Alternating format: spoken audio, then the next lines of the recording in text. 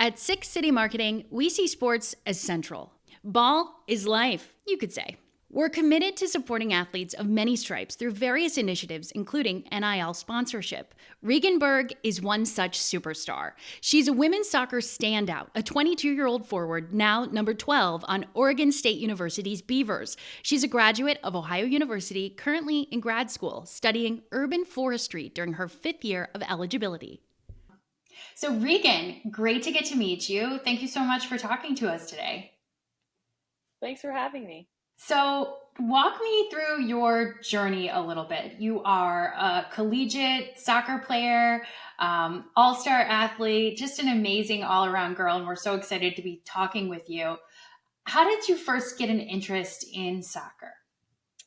I think like many people who have come to this level, it's kind of that like Kiwi sport your parents put you into when you're like 3 or 4. I know it definitely happened because I have an older sister and she did it, and I kind of like followed every sport she did, every footstep she did. She's 4 years older than me, and she's my only sibling. So that's how I started, and then kind of just stuck with it. Is there a point where you decided, this is what I want? I want to do what it's going to take to perform and keep playing?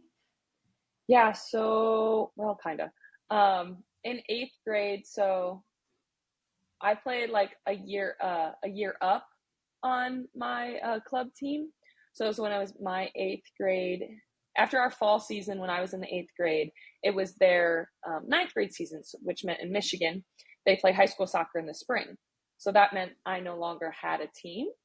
And so there's this in certain club divisions or levels or whatever, you play this thing called State Cup. And so you like, it's almost like an NCAA bracket where like if you make it to a certain level, you play various teams in a bracket. And the team that I played was a really good team from Grand Rapids. And the coach said to like my parents after the game, or to my coach or something like that, like, oh, they found out that I was younger, like she should come try out for her age group in our club. And so I was like, well, I have no other ideas. Like we were just kind of going to wing it.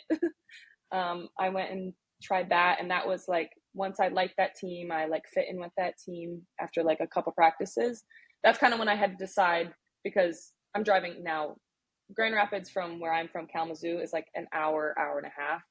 And they practice at least 3 times a week. So it was like, you're committing to this, or maybe we just kind of ride it out for fun. And you committed. And I chose it. Yeah. So you buckled in and started making that trip to Grand Rapids. I guess I always wonder with someone like you who has spent as much time thinking about soccer and practicing and playing and all of those things, like, did you love it just as much then? Do you still love it as much now? Yes, in a different way. I feel like I've also, at this age, I love it as much as I do, and it's fun. But I think I also have a lot of respect and love for it because I've sticked through it, and I have matured through it, and I've learned so much through it, like on the field and off the field. Like my teammates and my coaches have been more than just soccer, like teammates and players. They've been best friends and role models. So just being able to, like, I've been on a lot of teams. I've met a lot of people. I know I have so many connections. So my fun and my love for it back then was more of that like joy and kind of new experience and new people, fun thing to do. We're in high school, like kind of that. And it is still that, because I've transferred twice. I'd like to keep it new and fresh. But it's also just that love and respect of like where I've come from and how much it takes to really get to this level or like keep with it at this age. So, yeah. Let's jump ahead. Let's go to present day. Tell us about where you are here at 22, what soccer looks like for you, how it's going in Oregon. Yeah, so Oregon's been awesome. The coach, so my head coach is from Michigan, and I know her, or I knew of her because she coached at Western Michigan in like my hometown, Kalamazoo.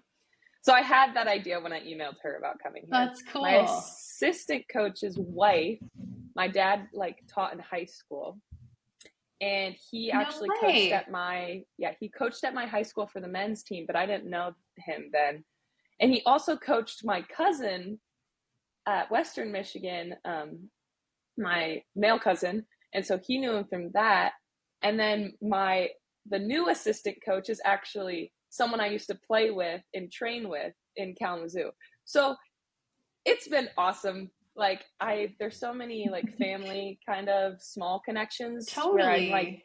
not getting homesick because I can still like talk about or reference things from my area and people actually know what I'm talking about. Yeah.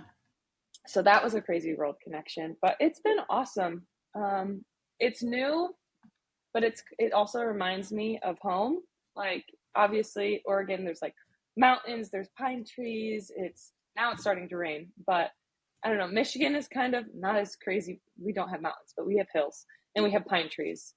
So that's really awesome. That's awesome. I'm so glad that you found your place and that you had a great experience at Ohio University as well. Since, I'm a Bobcat too. John's a Bobcat. We're all really big fans of OU at Six City. So Oh yeah.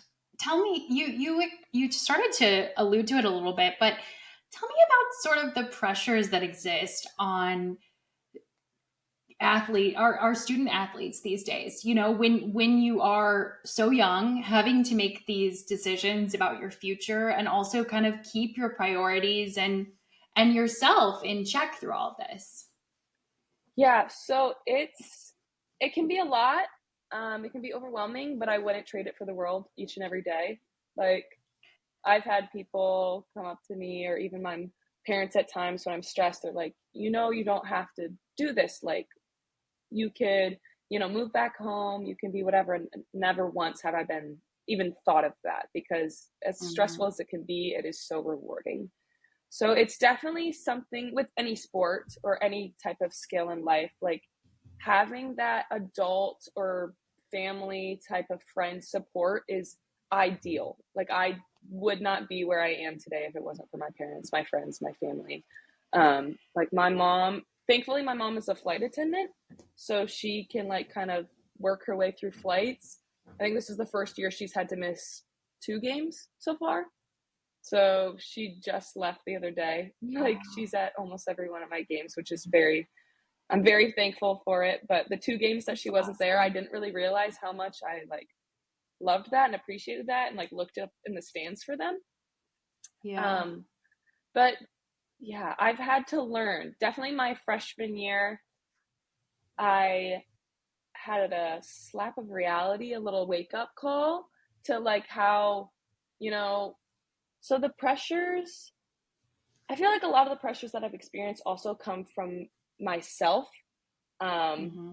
so I put a lot of pressure on myself to score as a forward and, defining my success on if I had a goal or an assist that game. And I've been working on it to not define it like that, especially coming to this level.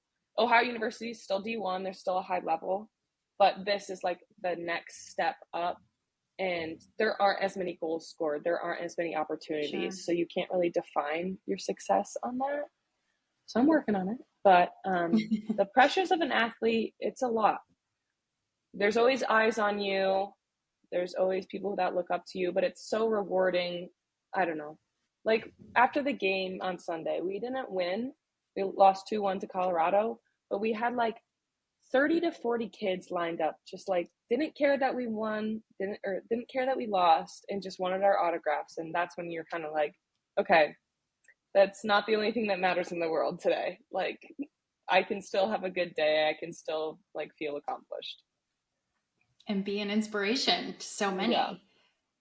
How has the NIL or name, image, likeness, how has that and everything that has changed during really your years in school, how has that added or maybe changed some of those pressures?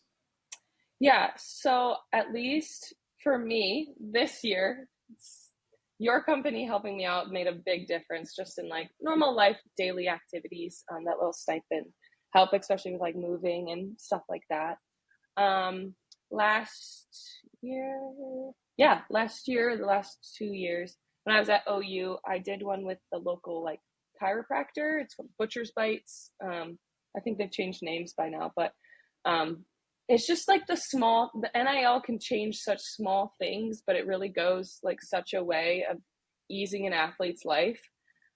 Just like the stipend of money to like maybe, you know, get a meal or get a lunch instead of like trying to meal prep and plan your day, or like the chiropractor I had, I was able to like use their sauna, just like more like a self-care relaxation moment. Sure. Um, I haven't had too many other small NIL deals. Oh, the t-shirts with John, that was really cool. When he sold like where you get your own name on the back of your t-shirts and like jersey, that was really cool because especially as like a women's soccer player, yes, I'm still a Division I athlete, but like we all know like football, basketball, volleyball, like that's where the eyes are and that's where like the Mhm. money and whatever. So to be able to like have my parents buy my own shirt and have like friends with my own shirt, that really meant a lot. Just even if I only made it like $5 every shirt, like that was a nice bonus. And like, oh, I can go get a coffee. But it was more just cool to like have my grandparents show up to the game with my own name on the back of their shirt or like wear it around the house and like I don't know. That was the best part about it. Actually, like NIL getting to kind of like promote who you are and like even if you're a less recognized sport, you can become recognized. What is the state of women's soccer when you compare it to some of the other big sports on campus? Maybe it doesn't get that attention, but I think, um, I don't know. I look at the national team and some of the other things that have become really high profile. Yeah. So I'm also, I don't know if my answer is biased because my whole Instagram feed is like the NWSL and like all the national teams, every World Cup like friendly. I've still got World Cup like posts coming up on my feed, even though it's been like a month or so. But I definitely think it's on the rise. On that note, let's talk about those next opportunities. What are you Yeah. hoping for this season? I know, as you said, you're not trying to measure progress only in goals and assists. So, how will you measure this year? And what are you making sure that you're paying attention to so you keep having fun? Yeah. So I've tried to kind of shift my focus more on more than usual on our team success. I've always been in like aware of my own team and putting that at the forefront. But my personal success is also coming a close second. And really, I'm just focusing on my team success, being at the high level that we are. What's next for you, Regan? What do you hope for beyond Oregon State? Yeah, so I'm definitely not ready to hang up the cleats at all. So my goal, I'm trying to take it day by day, but I definitely catch myself daydreaming at times. I will up like put myself into the NWSL draft, but not on the expectation of being drafted. It's more of if you're not drafted in the draft, they kind of scouts from overseas and international will see your name. So that's my plan. So I want to play overseas. There's certain transfer windows. So one opens in January. My body is a little too beat already, and we still have a month left to like go from now to joining a season overseas in January. So Yeah. my goal is to train with the Oregon team in the spring and the off season because my coach allows that for like graduated players who have aspirations of going pro. And then in the summer, hopefully, I am flying somewhere overseas to play. I would love to play in the Australian A League, and I think that's attainable for myself. But it's still just like, does a team need a forward, and do they want me as their forward, and stuff like that. So that's the next step. If all else fails, I will be completing my urban forestry graduate certificate in June. So, and I have my undergrad. But my main goal is really just to travel and play soccer for the rest of my life. That sounds amazing. And it's attainable. As you said, it's within reach and you just have to keep working on it.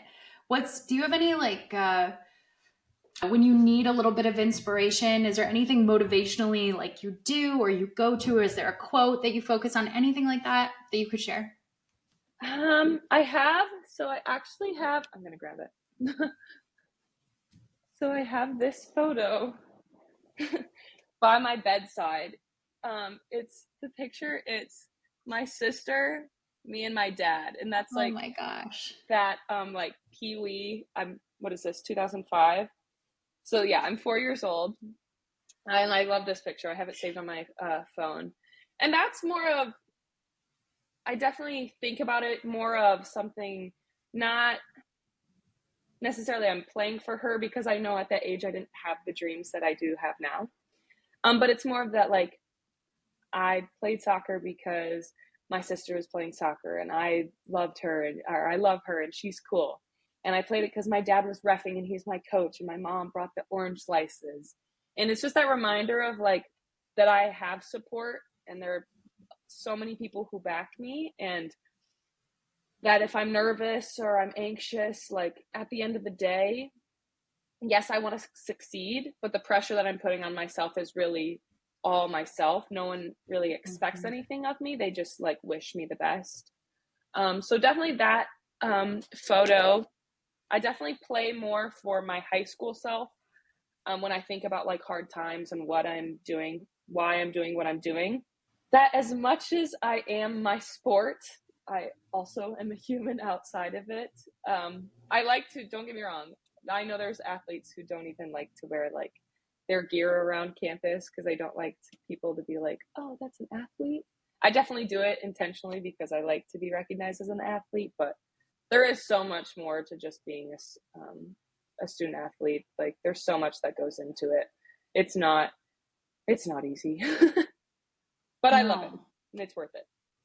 Well, we are lucky to have you to get to watch you play and to get to share that through Six City Marketing. So, thank you for being an extension of our team and for giving us the opportunity to shine a spotlight on the challenges and also all of the successes and the wins, literal and figurative, Mm-hmm. that you have found along the way, Regan.